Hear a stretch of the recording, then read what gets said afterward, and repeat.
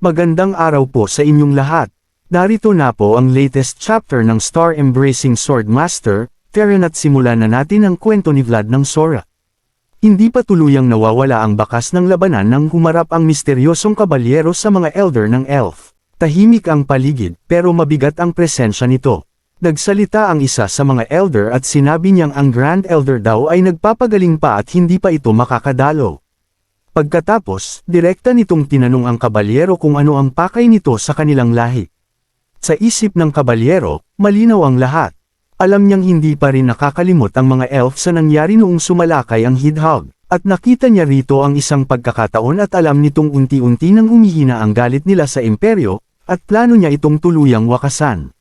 Direkta siyang nagsalita at sinabi nito sa mga elders na ipinapahinto nito ang mga elf sa pagbebenta ng tsaa na tinatawag na Tuzan. Nagulat ang elf sa kanilang narinig. May isang elder na tumutol agad, hindi nito maintindihan kung bakit nila ititigil ang isang produktong maayos naman daw ang takbo sa merkado. Oo, tinulungan sila ng kabalyero noon, pero ayon sa kanya, hindi ibig sabihin nito ay pwede na siyang makialam sa kanilang mga desisyon. Dito ay nagbago ang tono ng misteryosong kabalyero. Hindi na daw siya magpaligoy-ligoy pa. Sinabi niya ng direkta na sana daw ay itigil na ng mga elf ang pagpapakalat ng lason sa buong imperyo. Nalito ang mga elder sa sinabi ng kabalyero, hindi daw nila maintindihan kung paano naging lason ang isang simpleng tsaa. Tinanong ng kabalyero kung talaga daw bang wala silang alam sa tunay na epekto ng ginagawa nila. Nagbigay siya ng babala, na kapag nagpatuloy daw ang pagbebenta ng Absilon ay pati ang kagubatan nila ay hindi makakaligtas sa darating na problema. Napaisip ang mga elder sa sinabi ng misteryosong kabalyero at tinanong ito kung ano daw ba ang ibig niyang sabihin. Ipinaliwanag ng kabalyero na delikado daw ang sitwasyon ng imperyo ngayon. Hindi daw ito matatag at alam niyang may mga elf na gustong samantalahin ito para gumanti sa mga dati pang kaaway. Hindi naman ito nagustuhan ng mga elder at sinabing sumusubra na daw ito. Oo daw at tinutulungan niya ang World Tree ngunit hindi ibig sabihin nun na pwede na itong insultuhan ang kanilang lahi.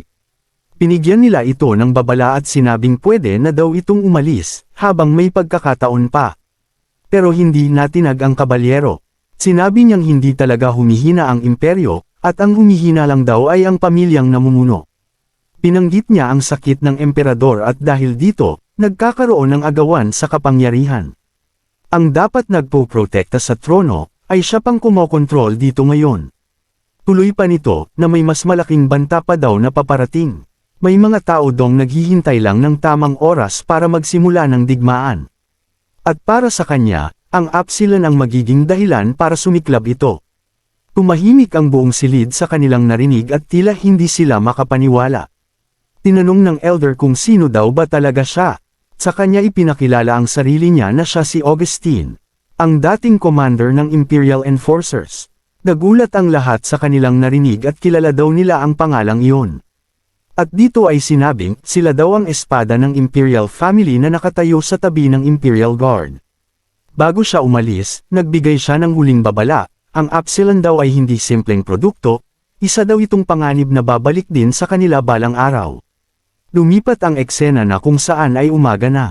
Nasa kama si Vlad, balut pa rin ng benda matapos ang laban sa dragon. Gusto niyang magpahinga, pero may naririnig itong ingay. Naiinis siya at bumangon, pagkatapos ay nakita niya si Gerta sa tabi niya na nag-aayos ng damit. Nagulat naman si Gerta at hindi ito makapaniwala na nakabangon agad si Vlad. Ngunit nagreklamo si Vlad, maingay daw kaya hindi ito makapagpahinga ng maayos. Nalito si Gerta at sinabing, tahimik naman ang paligid. Nagsimula siyang mag-alala, at baka may problema na daw si Vlad sa pandinig. Sinubukan niyang pumalakpak malapit sa tenga nito ngunit pinatigil siya ni Vlad. Dahil ang totoo, hindi normal ang naririnig niya, may mga espiritu sa paligid niya at ito ay ang mga espiritu ng World Tree. Ito daw ay epekto ng pagpasok nito sa pinakailalim ng kanyang mundo.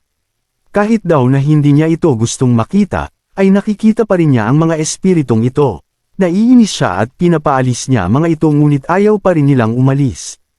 Pagkatapos, napatingin ito sa isang espada. Napansin din iyon ni Gerta at nagtanong kung anong klaseng espada daw ba iyon. Nang sabihin ni Vlad na sa Swordmaster iyon, natahimik si Gerta. Unti-unti niyang naintindihan na ang espadang iyon ang espada ng Swordmaster. Tinanong nito ulit kung talaga bang iyon ang espada ng Swordmaster, ang espada ng unang emperador. Napabuntong hininga na lamang si Vlad at pinagsabihan nito si Gerta na tumahimik dahil nakadagdag na daw ito sa sakit ng kanyang ulo. Habang kinakabahan si Gerta, naalala ni Vlad ang lalaking tumulong sa kanya, ang taong nagsabing papatayin niya ang dragon, ang taong nakakakita rin ng espiritu, at ang taong gumagamit ng espada ng unang emperador. Sinabi nito na sigurado daw siyang ang boses na iyon ang nagbigay sa kanya ng espadang ito, at para daw bang sa kanya ang espada na ito. Lumipat ulit ang eksena kung saan ay nakahandusay ang bangkay ng dragon. Dumating ang misteryosong kabalyero at sinabing pwede daw ba niya itong suriin. Sumagot naman ang kawal na oo pwede naman daw. Pagkasuri nito, ay napansin niya agad ang tama ng dragon at diretso daw ito sa puso kung saan ay sinabi nito sa kanya. Malinis naman daw ngunit may kakaiba. Hindi daw doon natapos ang pag-atake at marami pa dong sumunod na galaw. Tuloy pa nito, kahit daw na ang mga diskarte nito sa espada ay nagmula sa parehong ugat, ang bawat isa ay nagtataglay ng kanilang sariling katangian sa paggamit nito, ang simula daw ay marangal ngunit ang wakas naman ay malupit. Napabuntong hininga na nga lamang ang misteryosong kabalyero at para sa kanya, ay kakaiba daw si Vlad. Saad pa nito, na ang isang batang kabalyero daw ng Hilaga na gumagamit ng estilo ng imperial family, at ang kanyang pagkatao at kahusayan sa espada ay kapwa malaking contradiction. Sa bintana, nakatingin si Vlad sa araw at sinabi nitong ngayon daw ay naramdaman na nito ang lamig ng hangin. Naroon pa rin ang mga espiritu, pero hindi na ito naririnig ni Vlad. Napagtanto ni Vlad na hindi daw puwersa ang sagot, kundi kontrol. Para daw mailabas ang pinakailalim ng kanyang mundo, ay dapat ang pagpapanatili ng katahimikan ay dapat mauna. Tuloy pa nito, na ang pagpilit daw ng paglabas ng aura na walang pag-iisip ay nagdudulot ng backlash na mahirap tanggalin, at kahit na ang dakilang si Rotber daw, ay hindi kayang suportahan ang kanyang sariling katawan sa ilang sandali pagkatapos gamitin ang pinakailalim ng kanyang mundo. Pagkatapos ay biglang bumukas ang pinto, ito pala ay si Elven Priestess. Pinagalitan siya nito dahil tinanggal niya daw agad ang benda sa kanyang katawan. Ngunit sinabi naman ni Vlad na magaling na siya. Tuloy pa nito na masyado daw itong mahigpit at parang hindi daw tumadaloy ang kanyang dugo kaya tinanggal niya na lang ito. Nagulat naman ang priestess, dapat daw ay matagal pa ang paggaling niya. Pinuri ni Vlad ang gamot nila at humingi siya ng madadala niya. Partikular nito ay ang gamot sa ubo na walang side effect.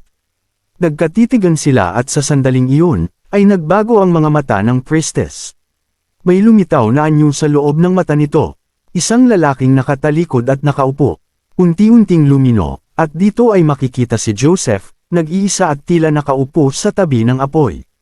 Tahimik lamang ito at tila bang may dinaramdam.